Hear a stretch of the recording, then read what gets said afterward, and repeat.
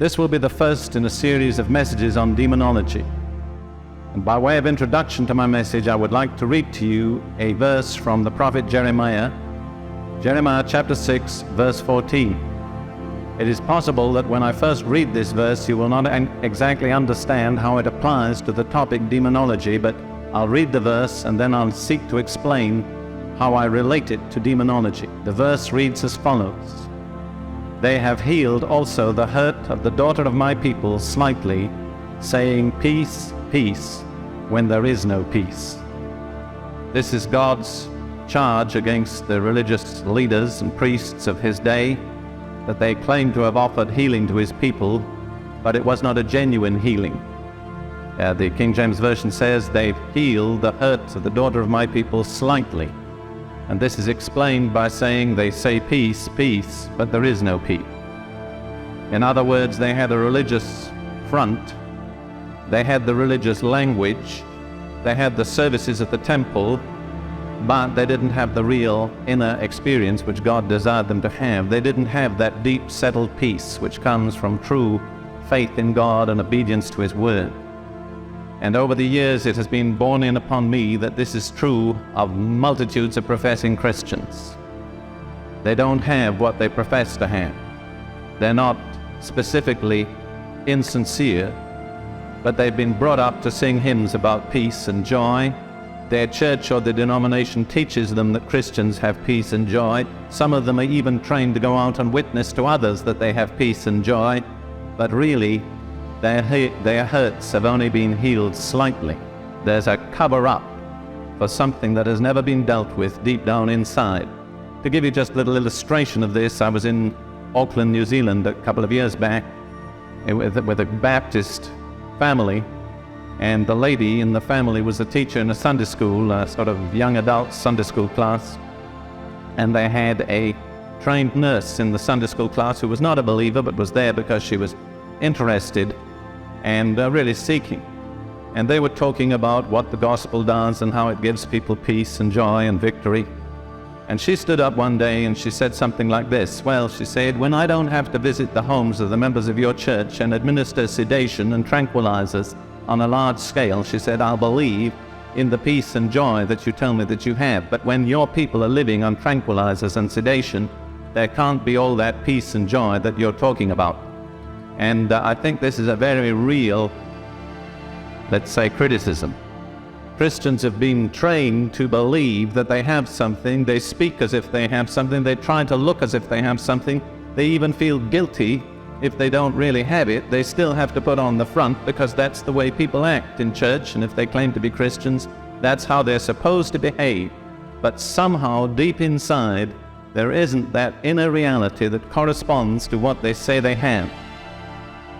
Now, I served as a medical orderly in the British forces in the Second World War, and I wasn't too much of an orderly, but I learned a few lessons which have remained with me very vividly.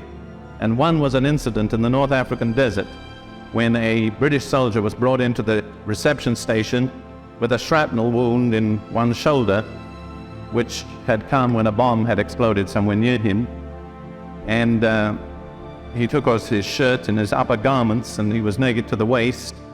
And there on his shoulder was just a little sort of black puncture with a little blackness around the edge of the hole. And I, being theoretically a nursing orderly, went up to the doctor, the medical officer, and said, shall I get a first field dressing, sir? And he said, no, it's no good doing that. He said, bring me the probe. The probe in those days, I dare say medicine's changed a bit, was a silver stick that he would stick in. So he sat the man down on the chair and he stuck the probe in, and he wiggled it around gingerly for a little while, and suddenly the man went up in the air. And then the doctor said, now fetch me the forceps. So I fetched him the forceps, and he put in the forceps where the probe had touched something in there, pulled it out, cleaned the wound up. Now he said, you can bring me the dressing. Then he said to me afterwards, you see, the piece of shrapnel that caused the puncture was still in there, and if you just covered that up with a dressing without removing the shrapnel, it would go on suppurating and cause more complications. And I always remembered that because I saw how foolish I'd been. But many, many times since then, in counseling and dealing with people, that incident has come back to my mind, and I've thought how many times a minister of the gospel puts a first field dressing on, covers it up, but hasn't removed the thing that really causes the problem. And so, as you see in your outline, I've stated there, before we put the dressing on, we've got to use the probe and the forceps. We've got to find out what it is inside there that's really causing the trouble, producing the uncleanness, the irritation, whatever it may be, the pain. We've got to remove it, even though the person may find it acutely painful just the moment we touch the little thing that's the source of the problem. And I have seen that this is true in the spiritual ministry. A great deal of what is called preaching and counseling is putting on a dressing on a wound that hasn't had the object that causes the problem taken out. And the Lord has shown me over the recent years that the real problem-causing agent in spiritual needs and difficulties is an evil spirit. And we need the probe of discernment, and we need the forceps of deliverance before we can cover that thing up and say it is really healed.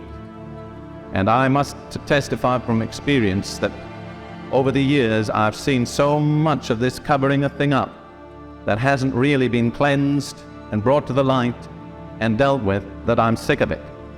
And I can well understand God's charge against the religious leaders of his day. They've healed the hurt of the daughter of my people slightly, saying peace, peace, putting on the dressing, but there isn't any peace.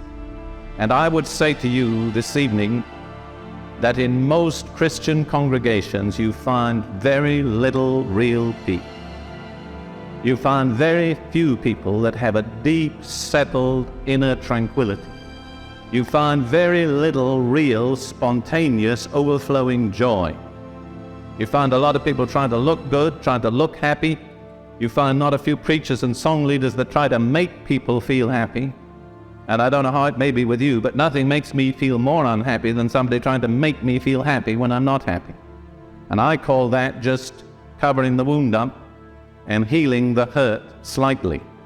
And I am convinced that God has come to a period in his dealings with his people when he is not going to tolerate that kind of thing any longer. The real root cause of most deep-seated and long-standing spiritual and personal problems is found in evil spirit, demon.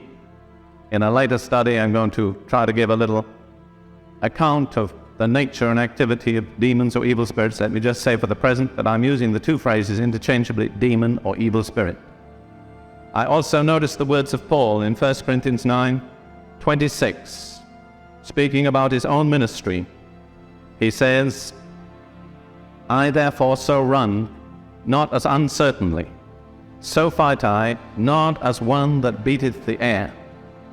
You see, a wild or inexperienced boxer will lash out with his fists, but all he hits is air. He expends a lot of energy. He may even get the impression he's achieving a lot, but he really does his opponent no harm at all. And again, so much of Christian ministry and activity is really beating the air.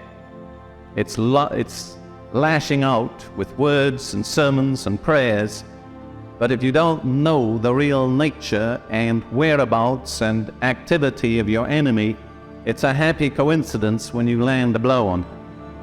And again, the real source of deep-seated, long-standing personal problem, in most cases, is demon or evil spirit.